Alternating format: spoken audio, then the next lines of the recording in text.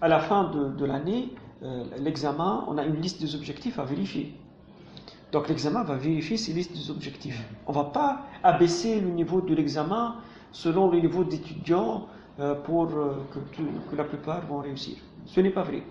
Mais en même temps, je dis que ce n'est pas aussi difficile que ça pour quelqu'un qui travaille durant tout le semestre ou bien toute l'année.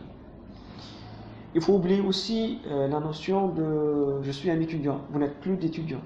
Vous êtes des ingénieurs en stage. Et un ingénieur, donc, il a un emploi de temps. Donc, il est en train de travailler durant toute la semaine. Si vous êtes dans la salle de cours avec un enseignant, vous allez étudier. Mais si vous avez un créneau libre, c'est que c'est pas pour rentrer plus tôt seulement ou bien pour se reposer, c'est plutôt pour faire le reste du travail. Donc, en moyenne, c'est entre 40 et 50 heures de travail par semaine. C'est une moyenne, c'est pas pour tout le monde, mais c'est une moyenne. Et je suppose aussi que vous connaissez aucune matière plus ou moins, d'accord? Parce que parfois on a des étudiants qui ont quelques connaissances avant de venir. Donc si vous êtes en train de travailler les 40 à 50 heures de travail par semaine durant toute l'année, et que vous êtes en train de faire des efforts, vous êtes en train de voir les enseignants, peut-être vous allez avoir une difficulté dans une ou bien deux matières avec des mauvaises notes, d'accord? Mais je n'ai pas vu des cas qui ont redoublé après tout cet effort. Donc, il faut faire attention. Il faut faire très très attention aussi parce que parfois il y a quelques classes où il y a le phénomène d'absentéisme.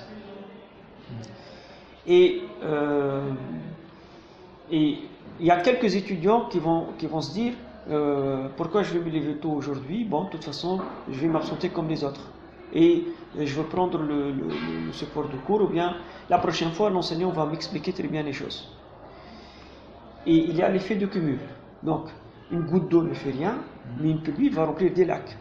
Donc, ça devient des grandes lacunes. Donc, il faut faire très très attention. Il ne faut pas,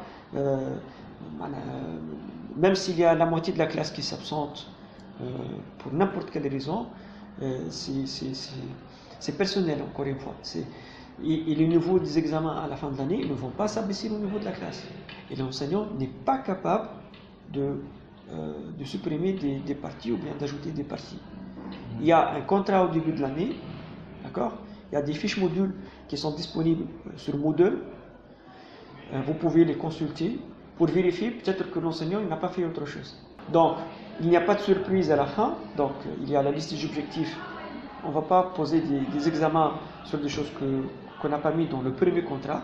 Donc il faut faire très attention, il faut travailler dur durant toute l'année et vous allez réussir.